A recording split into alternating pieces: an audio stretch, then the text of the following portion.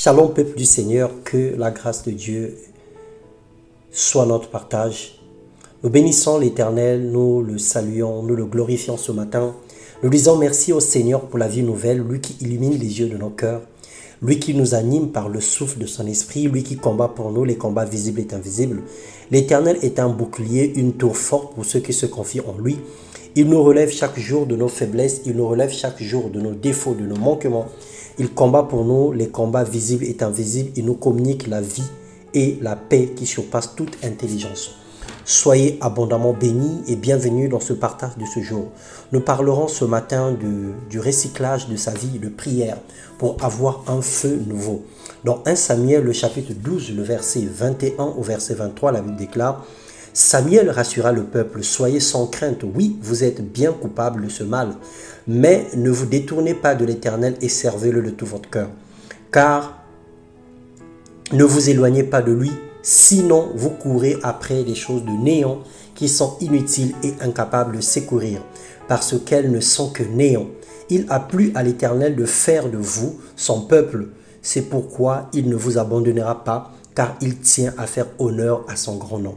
Bien-aimés dans le Seigneur, Dieu nous a sauvés, il nous a rachetés au prix de son sang.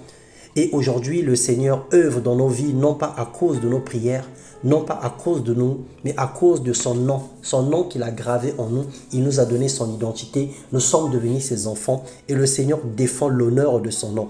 Nous connaissons tous des crises de foi, des moments de relâchement, de découragement et même des sombres moments secoués par les épreuves, les oppressions, le péché ou la chute spirituelle spectaculaire et toute autre situation qui peut nous éloigner de la présence de Dieu.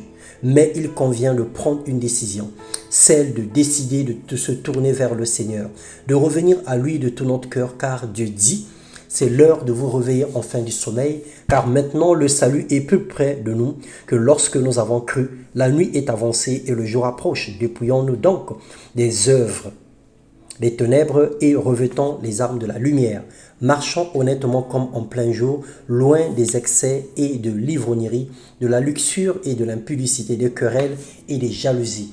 Mais revêtez-vous du Seigneur Jésus-Christ et n'ayez pas soin de la chair pour en satisfaire les convoitises. Romains, le chapitre 13, les versets 11 au verset 14. Bien-aimés dans le Seigneur, pour y arriver, il faille demander de l'aide au Saint-Esprit afin qu'il active un mouvement dans notre vie, qu'il nous redynamise, qu'il nous pousse vers l'avant.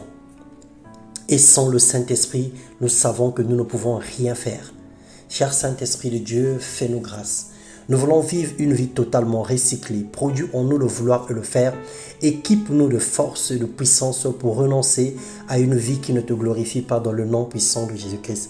La Bible déclare que Dieu fait des vents des messagers. Il fait des anges des messagers et il fait de ses serviteurs des flammes de feu. Il fait de nous des instruments par lesquels son nom est béni, son nom est glorifié. Alors bien-aimé dans le Seigneur, ne reste pas à ta position, quels que soient tes manquements, quelles que soient tes faiblesses, crie à Dieu chaque jour et demande son secours, afin qu'il te relève et que ta vie de prière soit recyclée au nom de Jésus-Christ. Amen.